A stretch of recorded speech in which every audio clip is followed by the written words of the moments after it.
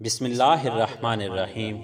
ناظرین، عورت کے لیے غسل خواہ ہم بستری کے بعد کا ہو یا ماواری کے بعد کا، دونوں کا ایک ہی مسنون طریقہ ہے۔ البتہ غسل کے دوران کچھ ایسی چیزیں ہیں جن کی احتیاط بہت ضروری ہے، نہیں تو عورت غسل کرنے کے باوجود ناپاک ہی رہے گی۔ غسل کرتے وقت کون سی چیزوں کا خیال رکھنا چاہیے، یہ بتانے سے پہلے آپ کو غسل کا طریقہ پتہ ہونا چاہیے۔ غسل کرنے کا طریقہ یہ ہے کہ سب سے پہلے عورت ہاتھ دھوئے اور استنجا کرے۔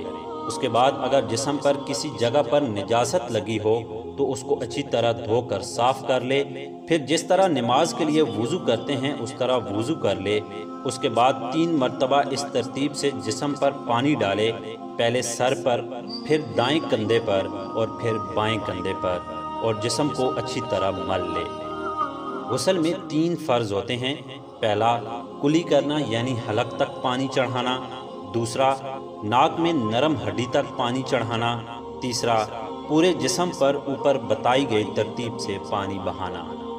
اب بات کرتے ہیں کہ غسل میں احتیاط کیا کرنی چاہیے، کیونکہ اگر احتیاط نہ کی جائے اور جسم کا ایک بھی بال خشک رہ گیا تو غسل نہیں ہوگا۔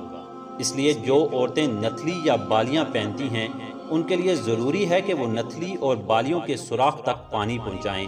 اسی طرح اگر ہاتھ میں انگوٹھی ہو تو اس کو اتار دیں یا پھر اس کے نیچے تک پانی پہنچائیں۔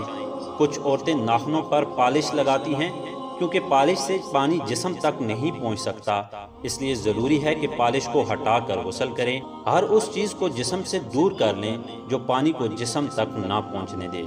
کچھ عورتوں کے ناخن میں آٹا رہ جاتا ہے تو غسل سے پہلے وہ آٹا بھی نکال لیں اور اچھی طرح ناخن صاف کر لیں۔